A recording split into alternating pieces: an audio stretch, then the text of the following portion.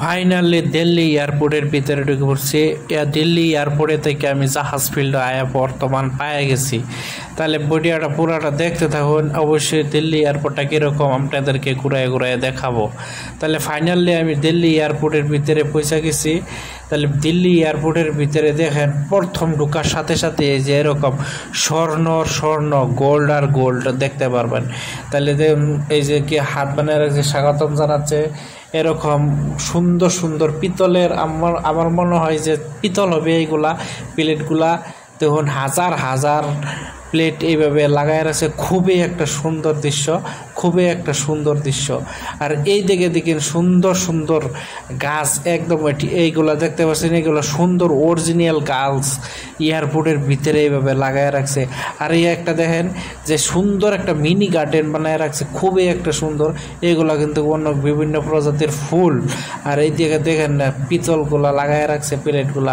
তাহলে চলুন আমরা উপরের দিকে যাই, ওইখানে কি আছে দেখি। তাহলে আস্তে আস্তে আমরা উপরের দিকে উঠে পড়ছি। ফাইনালি আমরা উপরে উঠে পড়ছি। তাহলে দেখি কি আছে না আছে, আপনি ওরাও দেখতে থাকেন। তাহলে এই দেখেন একটা হাতি, এটা কিন্তু অরিজিনাল হাতি না, এটা একটা মূর্তির মতন লাগাই রাখছে হাতিটা। তাহলে এই দিকে দেখুন মানুষ আর মানুষ সবই খালি সেলফি তোলার দান্দার তাহে সবই। আর এনে দেখতেছেন যে মানুষ কত দেশের মানুষ, অনেক দেশের বিভিন্ন দেশের মানুষ। আর এইভাবে আয় আমি ব্যাগ চেক করতে দিচ্ছি। তাহলে ব্যাগ চেক করার শেষে তাহলে অল্প ঘোরাফেরা করলাম।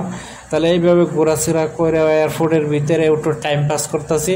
তাহলে এই পাশে দেখেন যে ঘুরতে ঘুরতে আয়া আমরা আবার এইখানে বোর্ডিং চেক করতে হবে। বোর্ডিং পাস এখানে স্ক্যানার করতে হয়। স্ক্যানার করানোর পরে লাইনে দাঁড়ানো হয়। লাইনে দাঁড়ায় আমরা যাইতেছি গেট 42 নম্বর গেট।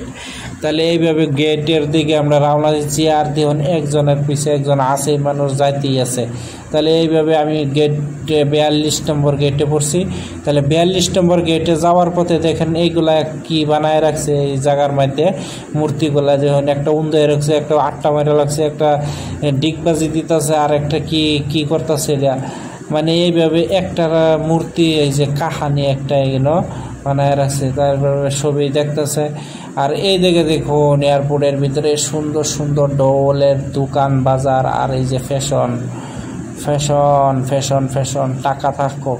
একটা প্রাইস শুনলে মাথা নষ্ট হয়ে যায়। দেখুন যদি একটার প্রাইস যদি দেখুন তাহলে মাথাটা নষ্ট হইব। তাহলে প্রাইসটা কইতাম না, কেউ যদি আইনের একবার যাচাই করবেন। ফাইনালি আমরা আয়া পড়ছি এয়ারপোর্টের ভিতরে। দেখুন জাহাজগুলা কিভাবে ঘুমাইতেছে। তাহলে এইভাবে সব জাহাজ রাতের বেলা ঘুমাইতেছে, কিন্তু আমরা মানুষ হজাক জাহাজগুলা ঘুমানো। তাহলে এইভাবে আমরা ফাইনালি আয়া পড়ছি জাহাজের ভিতরে। তাহলে এই যে বেরিয়ে কি করলো। আর এইদিকে ভিতরে ঢুকে পড়ছি জাহাজের।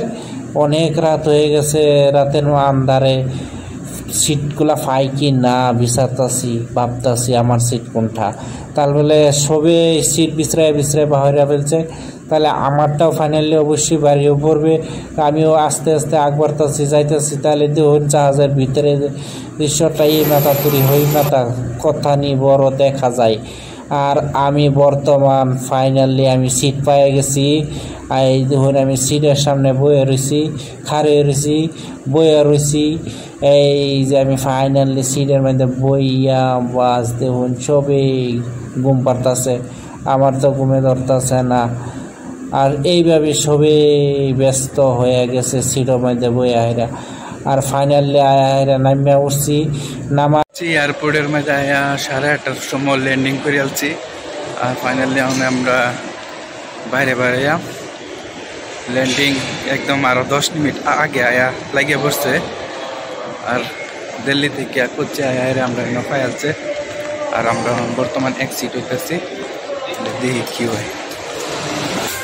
এয়ারপোর্টে বারণির লগে গরমে একটা ধাক্কা মারলো। যেহেতু আসাম থেকে এই পর্যন্ত আইলাম ঠান্ডায়, অনেকটা গরমে যে ধাক্কা দিল এটাই হচ্ছে আসল গরম। তাহলে ফার্স্টেই যদি গরমের ধাক্কা, তাহলে আরো কত গরম না জানি। দিন যাক, দেখা যাক কি হয়।